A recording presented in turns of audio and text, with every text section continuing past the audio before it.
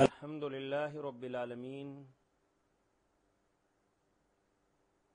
والصلاة والسلام علی سیدنا وعلی آلہ واصحابہ ومن تبعہم بإحسان الی یوم الدین. اعوذ باللہ السمیع العلیم من الشیطان الرجیم. بسم اللہ الرحمن الرحیم. سورۃ البقرہ تیسرا پارہ اور آیت نمبر 282.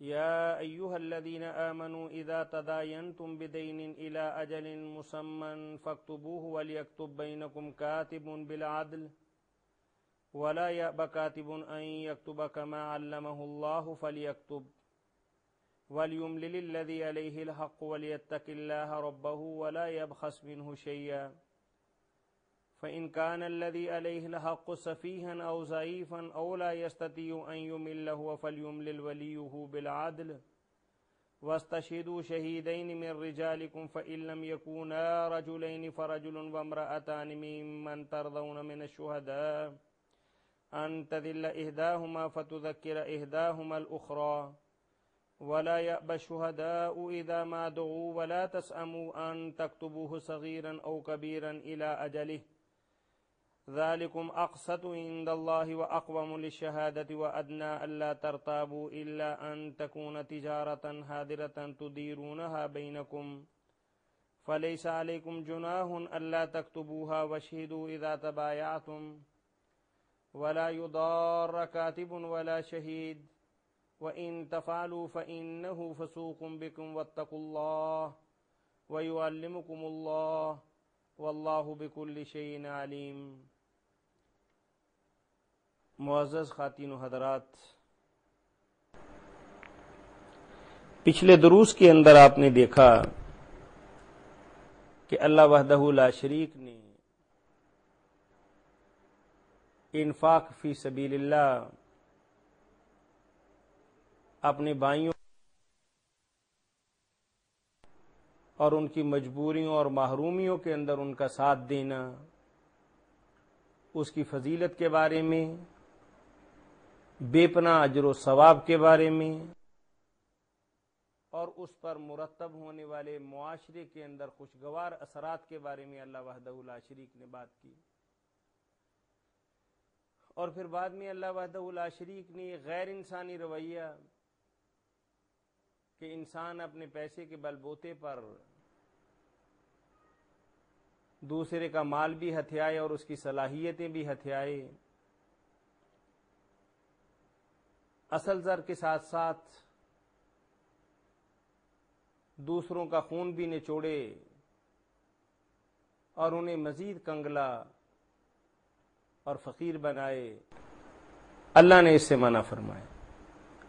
اور اللہ نے واضح اور جاندار الفاظ کے اندر یہ بات کہہ دی کہ تمہارا طرز عمل، طریقہ کار اور معاملات کا انداز جو ہے انتہائی گھٹیا، بیہودہ اور ناقابل برداشت ہے.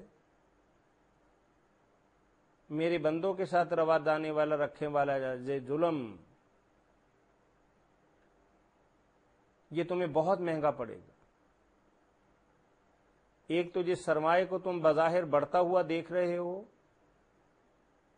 یمحق اللہ الربا، اس کا نشان بھی میں مٹا دوں گا. وَيُرْبِي الصَّدَقَاتِ،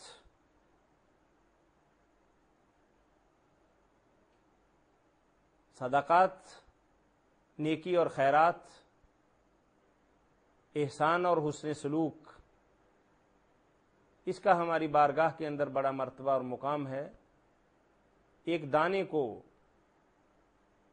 ہمارے پہاڑ جتنے ڈھیر کے برابر کر دیں گے. اور اگر تم اپنے رویے سے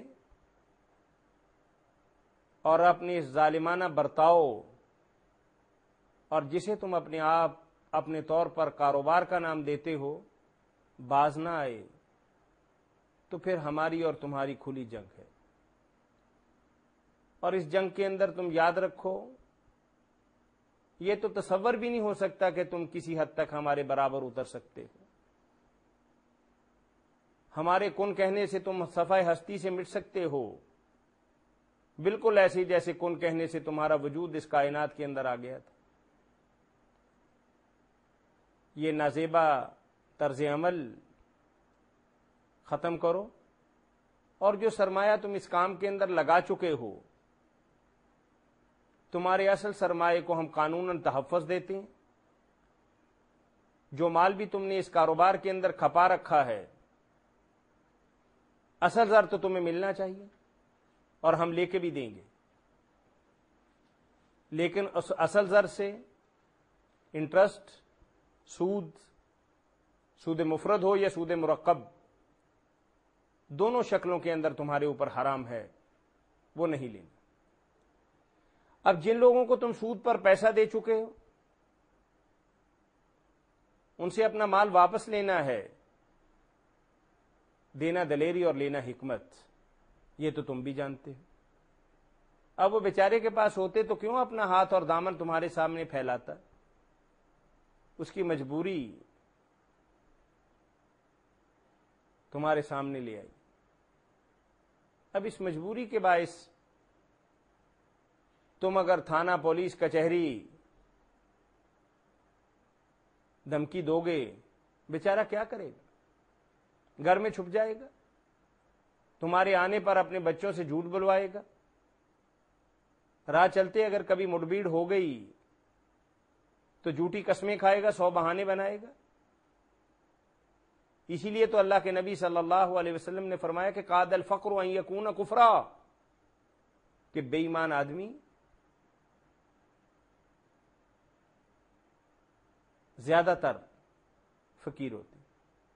یعنی فقر جو ہے نا، پیٹ جس کا خالی ہو، اس سے تم کوئی بھی کام لے سکتے ہو، غیر اخلاقی کوئی بھی تم اس سے تقاضا کر سکتے ہو، اور اپنے پیٹ کا جہنم بھرنے کے لیے کمزور ایمان والا، شیطان کا ساتھی اور اللہ سے دور تمہاری بات مان لے گا. تو اللہ وحدہ لا شریک نے یہاں بھی ایک ضابطہ اخلاق بتا دیا کہ دیکھو، اگر میری خاطر تم تھوڑی سی مہلت دو گے، چند دن، چند مہینے اور انتظار کر لو گے، ایک ایک دن تمہارے نامہ اعمال کے اندر نیکی اور صدقہ کے طور پر لکھا جائے گا. تمہارے مال کے اندر، تمہارے نامہ اعمال کے اندر بڑھوتری کا باعث بنے گا کہ تم نے میرے بندوں کو مہلت دی، میری مخلوق کے ساتھ تم نے حسن سلوک کیا. کسی کو قرض دینا اس دور کے اندر ایک بہت بڑی سعادت کی بات ہے. اسی لیے تو اللہ وحدہ لا شریک نے بار بار یہ بات کہی ہے کہ یہ تمہارا مستحسن اقدام اور تمہارا مثالی رویہ ہمارے قریب کر رہا ہے. انبیاء اور صدیقین کے ساتھ تمہارا مرتبہ اور مقام متعین کر رہا ہے، اللہ کی خوشنودی کا اور اس کی رضامندی کا باعث بنا رہا ہے. اس کو مہلت دو. ہاں، اگر تم طاقت رکھتے ہو تو درگزری کر دو، سارا ہی سرمایہ چھوڑ دو، اپنا اصل زر بھی چھوڑ دو کہ اللہ سے جا کے لیں گے، اور اللہ کے خزانوں کے اندر کوئی کمی نہیں. یہ تو بہت اچھی بات ہے، لیکن بہرحال دونوں شکلوں کے اندر تمہیں تھوڑی مہلت دینی پڑے گی، اور اس مہلت کا ہم تم سے وعدہ کرتے ہیں کہ تمہیں بہترین اجر و ثواب ہم عطا فرمائیں گے. اب ان دونوں شکلوں کے بعد قرآن کریم کی سب سے بڑی آیت مبارکہ، کلمات کے اعتبار سے بھی،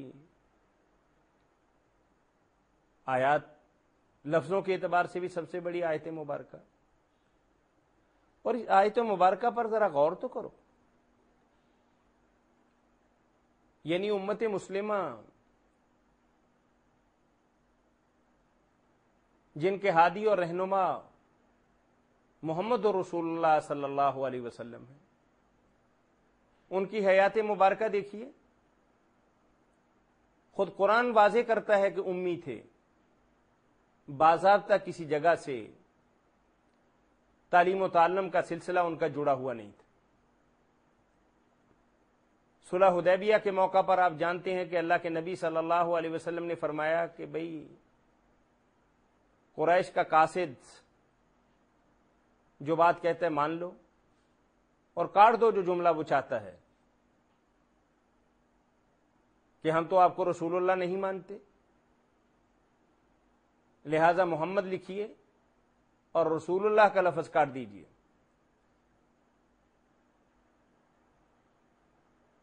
حضرت علی رضی اللہ تعالیٰ عنہ نے کہا کہ یا رسول اللہ میں ایسا نہیں کر سکتا۔ آپ نے فرمایا کہ ٹھیک ہے، قلم دکھاؤ مجھے اور بتاؤ کہاں سے کاٹنا ہے، میں کاٹ دیتا ہوں۔ چونکہ آپ باضابطہ پڑے ہوئے نہیں تھے، آپ کو نہیں پتا تھا کہ محمد کے بعد کہاں رسول اللہ لکھا ہوا ہے۔ حضرت علی نے اپنے ہاتھ کے ساتھ اللہ کے نبی صلی اللہ علیہ وسلم کو نشاندہی کی اور اس نشان زدہ جگہ پر اللہ کے نبی نے قلم پھیر دیا۔ اور پھر آپ جانتے ہیں کہ جب اللہ کے نبی صلی اللہ علیہ وسلم ہجرت کے بعد مدینہ منورہ تشریف لائے تو کل پڑھے لکھوں کی تعداد اسلامی سوسائٹی کے اندر 1 درجن کے لگ بھگ افراد کی تھی، یعنی انگلیوں پر گنے چنے چند آدمی جو لکھنا پڑھنا جانتے تھے، یعنی بالکل ایک بدویانہ اور ایک بالکل سادہ اور دیہاتی معاشرے کو اللہ وحدہ لا شریک کیا بات فرما رہے ہیں، ذرا غور تو کیجئے کہ بھی لکھو، لکھنا پڑے گا اور لکھنے کے پھر فائدے بھی بتائے، اور پھر اللہ وحدہ لا شریک نے قانون شریعت کے تحت ایک ایک جزئی کو، ایک ایک بات کو اور ایک ایک مرحلے کو بڑی خوبصورتی کے ساتھ واضح کیا کہ لکھنا کیسے ہے۔ ایک لینے والا ہے، ایک دینے والا ہے۔ اب املا کون کرائے گا؟ اور پھر یہ بھی نہیں کہا کہ تم بیٹھ کر چوروں کی طرح ایک گھر کے اندر آپس میں بیٹھ کے لکھت پڑھت کر لو، نہیں، رات کی تاریکی کے اندر کیے ہوئے معاہدے جب بگاڑ پیدا ہوتا ہے تو سرے بازار گندے کپڑے دھوئے جاتے ہیں، ایک دوسرے پر کیچڑ اچھالا جاتا ہے، تانو تشنی کیے جاتے ہیں، دوسرے کی ذات پر حملہ کیا جاتا ہے، اس کی نیت کو بددیانت شمار کیا جاتا ہے۔ ان ساری چیزوں کو اللہ وحدہ لا شریک ایک ہی حکم کے ساتھ ختم کر دینا چاہتے ہیں کہ زبان بہت بڑی بات ہے، لیکن چھٹانگ ڈیڑھ چھٹانگ کی زبان گھومتے اور پھرتے اور مکرتے وقت ایک لمحہ بھی نہیں لگاتی۔ اب مرے ہوئے کا اور مکرے ہوئے کا کیا پکڑ لینا؟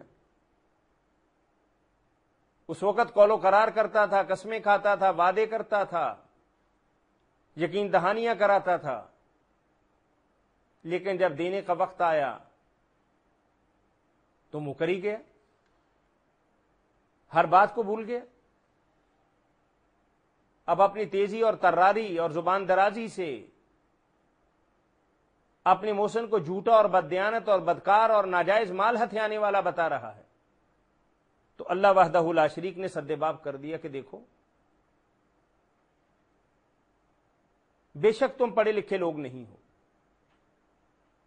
لیکن سدا تم نے ایسا نہیں رہنا، دنیا کی حکمرانی تمہارے ہاتھ کے اندر آئے گی،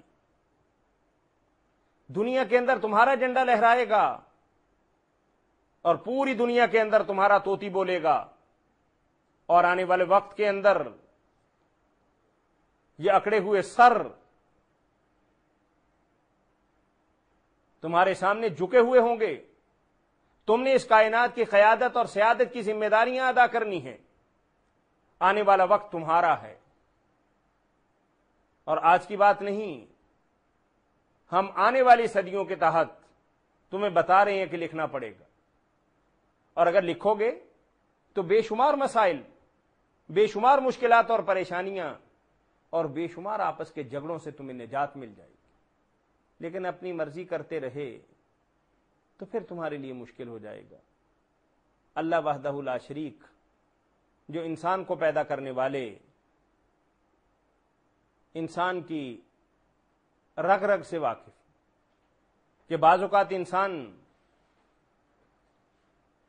کروڑوں کا مال بھی سامنے دیکھ کر اس کے منہ کے اندر پانی نہیں آتا، لیکن بعض اوقات آدمی ذرا سی بات پر مچل جاتا ہے، شیطان کے بہکاوے کے اندر آ جاتا ہے، بے ایمانی، ٹھگی، بددیانتی، چوری چکاری پر آمادہ ہو جاتا ہے. انسان کا